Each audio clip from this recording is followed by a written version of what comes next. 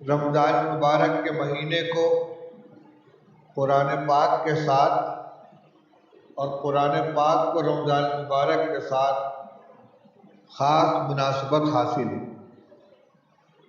اللہ جل شانہ نے قرآن پاک کے اندر رمضان مبارک کی عظمت کو بیان کرنے کے لیے اور رمضان کا تعارف کرانے کے لیے قرآن پاک کا حوالہ دیا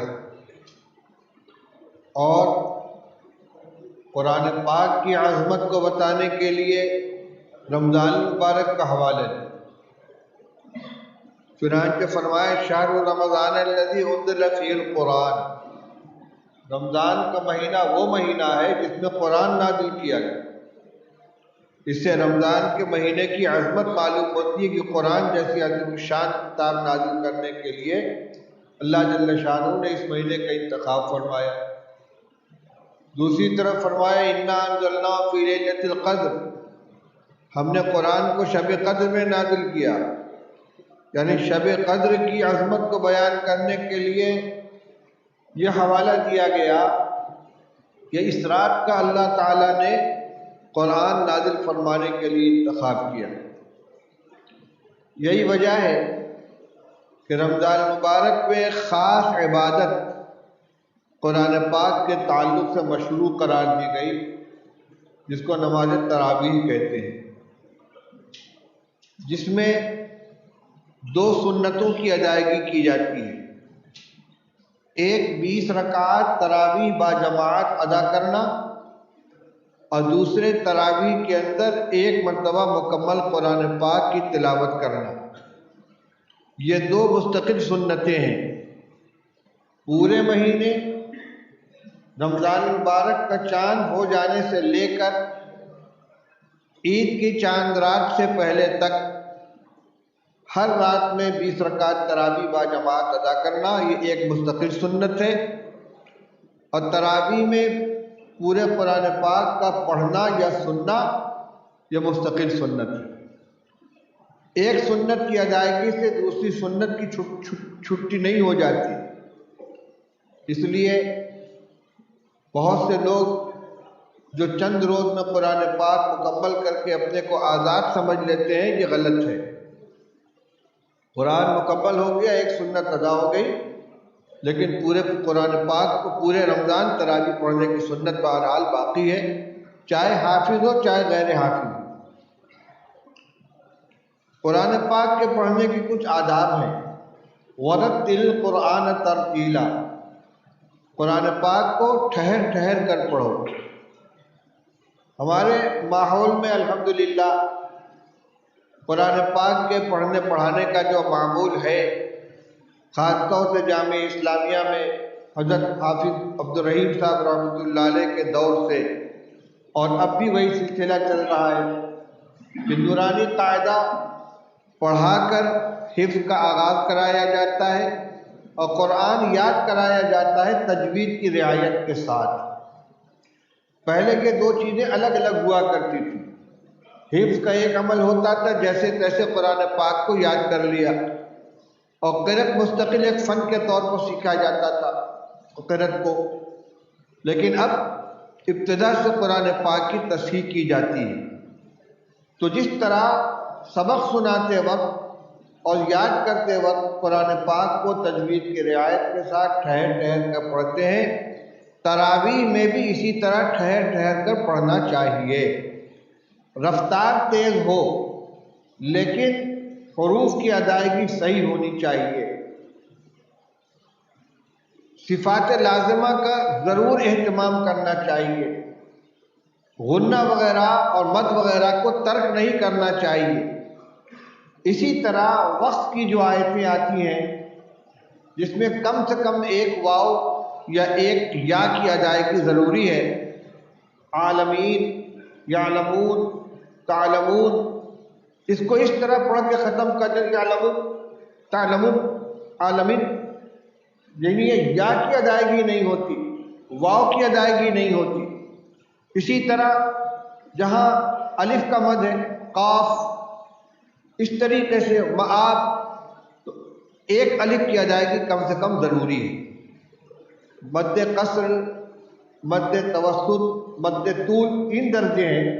کم سے کم درجہ یہ ہے کہ جو مد لازم ہے، یعنی ایک الف کی ادائیگی ضروری ہے، اگر اتنا نہیں کریں گے تو قرآن پاک ناقص رہے گا۔ حفاظ کرام اس سلسلے میں بہت غفلت کرتے ہیں، یعنی آیات کے اختتام پر مد کی ادائیگی نہیں ہوتی۔ عالمون، تعلمون، عالمین، تعلمون ہو گیا، عالمین ہو گیا، عالمین نہیں ہوا، تعلمون نہیں ہوا، اس کا خیال ہونا چاہیے۔ اسی طریقے سے اتنی تیز رفتاری سے پڑھنا کہ حروف کی صحیح ادائیگی نہ ہو، یہ قرآن کے ساتھ زیادتی ہے۔ قرآن نماز میں پڑھا جائے، تلاوت کی جائے، تراویح میں ہو، فرض میں ہو، رفتار میں کمی بیشی تو ہو سکتی ہے، لیکن اتنی تیزی کے ساتھ پڑھنا کہ ادائیگی ہی نہ ہو پایا حروف کی، یہ غلط ہے۔ اور ایسے ہی پڑھنے کے بارے میں کہا گیا ہے کہ کچھ لوگ ہیں جن کو قرآن جو پڑھتے ہیں قرآن، اور قرآن پر لعنت بھیجتا ہے، اس لیے حفاظ کرام اس کا خیال رکھیں۔ دوسری چیز یہ کہ قرآن پاک کو صرف رمضان المبارک کا مشغلہ نہ بنائیں۔ اس وقت تو خیر رمضان المبارک ہے، قرآن کا دور اور قرآن کی تلاوت پورے سال اس طریقے سے ہونا چاہیے کہ رمضان مبارک کے لیے کوئی الگ سے اہتمام نہ کرنا پڑے، یکساں قرآن یاد رہنا چاہیے پورے سال۔ اور جو ہمارے پرانے حفاظ کرام ہیں یا تھے، ان کا یہی حال تھا۔ بہت سے قصے، بہت سے واقعات سنے ہیں کہ حفظ کرنے کے بعد مدت تک تراویح پڑھانے کا موقع نہیں ملا، لیکن اچانک کھڑا کر دیا گیا تو پارے کی پارہ پڑھتے چلے گئے، کہیں کوئی تشابہ تک نہیں لگا۔ ہم نے دیکھا حضرت مولانا قاری صدیق صاحب بانوی رحمۃ اللہ علیہ بوڑھے ہو چکے تھے، کمزور تھے، بیمار رہتے تھے۔ دیوبند میں حضرت مفتی محمود صاحب رضی اللہ عنہ کی خانقاہ میں آئے، اپنی تراویح ختم کر کے آئے تھے۔ ایک ساتھیوں نے طے کیا کہ آج حضرت سے تراویح پڑھوائی جائے گی، لیکن ان سے نہیں کہا گیا کہ آپ کو پڑھانے، انکار کر دیتے، لیکن حافظ سے کہہ دیے کہ آج تراویح کے لیے آگے مت بڑھنا۔ چنانچہ عشاء کی نماز ہو گئی، سنت پڑھ لی گئی، اور تراویح پڑھانے کے لیے مصلی پر کوئی نہیں گیا۔ مولانا بالکل پیچھے کھڑے تھے، وہ سنت پڑھ کر کھڑے ہوئے، کان تک ہاتھ اٹھا کے کھڑے ہوئے، اللہ اکبر کی آواز نہیں آ رہی کہ کیا بات ہے بھائی، حضرت تراویح آج آپ پڑھائیں گے؟ ارے بھائی بہت تھکا ہوا ہوں۔ نہیں حضرت پڑھا دیجیے، جتنی بشاشت ہو۔ مصلی پر آگے پوچھتے کہاں سے پڑھنا ہے؟ نیت باندھنے سے پہلے نہیں معلوم ہے کہاں سے پڑھنا ہے، بتایا کہ فلاں پارے سے، اللہ اکبر، اور اس کے بعد کئی پارے مسلسل پڑھے چند رکعت میں۔ اس کے بعد کہا بھی تو آ جاؤ، صاحبزادوں کو بلا دیا، آ کے انہوں نے پڑھ لیا۔ جبکہ مولانا صدیق صاحب وہ آدمی تھے کہ جن کو رات دن میں 1 منٹ کی فرصت نہیں ملتی تھی۔ تعویذ والے ہیں، دعا کرانے والے ہیں، مدرسے کے مقام معاملات ہیں، لیکن قرآن پاک کا شغف تھا۔ میں نے ابھی قرآن پاک کی ایک آیت پڑھی تھی اور ایک حدیث پڑھی ہے۔ قرآن پاک کی تو وہی آیت تھی جس کا میں نے ترجمہ کیا کہ رمضان کا مہینہ وہ مہینہ ہے جس میں اللہ جل شانہ نے قرآن کو نازل فرمایا، اس میں قرآن نازل کیا گیا ہے۔ حدیث یہ کہ رسول اللہ صلی اللہ علیہ وسلم نے ارشاد فرمایا کہ قرآن کی نگرانی کرتے رہا کرو، دیکھ ریکھ کرتے رہو، خبر لیتے رہو، کیونکہ یہ قرآن سینوں سے اس سے زیادہ تیزی کے ساتھ نکل جاتا ہے جتنی تیزی سے قرآن جو جانور اپنی رسی چھڑا کے بھاگ جاتا ہے۔ جانور باندھ کو باندھ دو، کوشش میں رہ گئے کسی طرح رسی چھوٹے میں بھاگو، اس سے زیادہ تیزی سے قرآن سینے سے نکل جاتا ہے۔ اس لیے نگرانی کرتے رہو، اگر مطمئن ہو کر بیٹھ جاؤ گے قرآن سینے سے نکل جائے گا۔ کیوں؟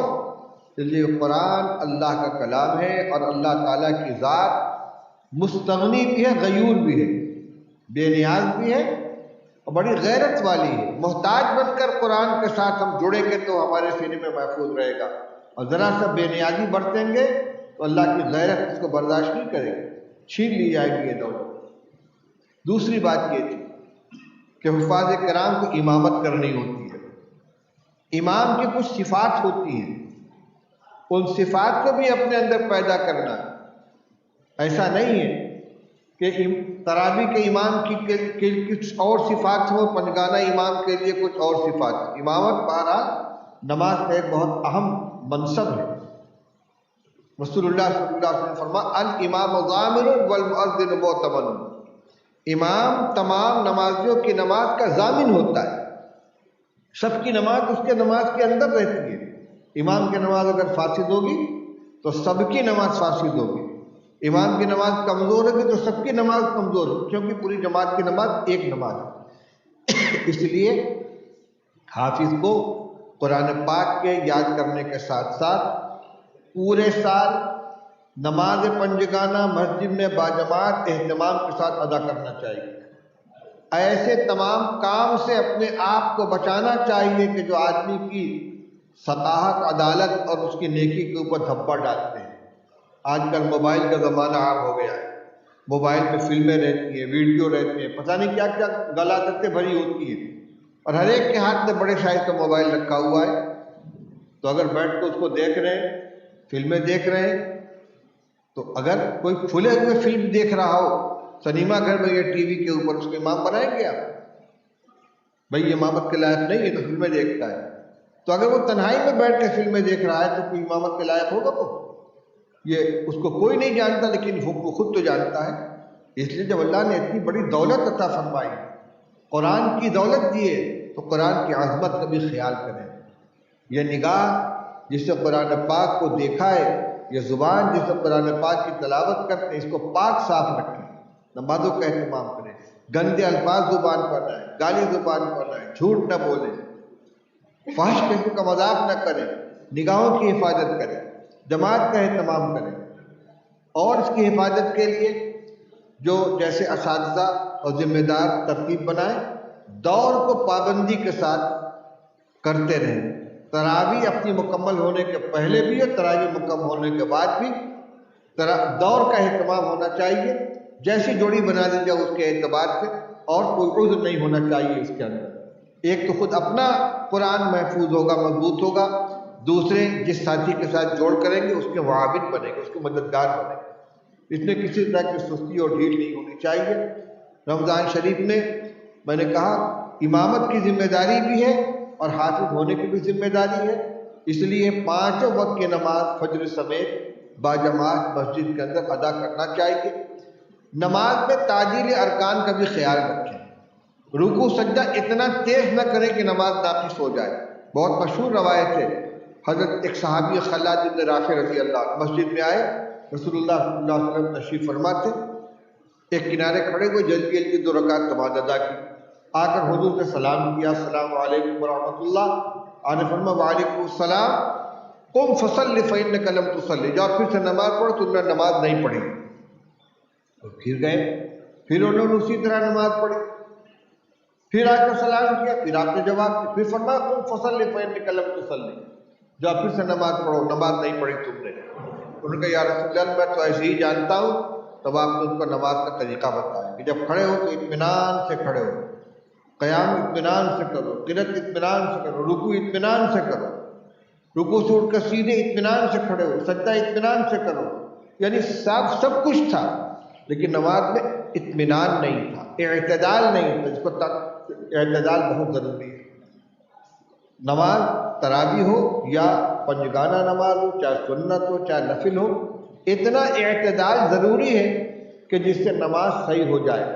تہجد وغیرہ کی نماز ہوتی ہے، آدمی لمبے لمبے قیام کرتا ہے، لمبا رکوع سجدہ کرتا ہے، تراویح میں اتنا لمبا نہیں کر سکتا، لیکن کم سے کم رکوع کے اندر اطمینان سے 3 مرتبہ سبحان ربی العظیم اور سجدے میں 3 مرتبہ سبحان ربی الاعلیٰ پورا ہو جانا چاہیے۔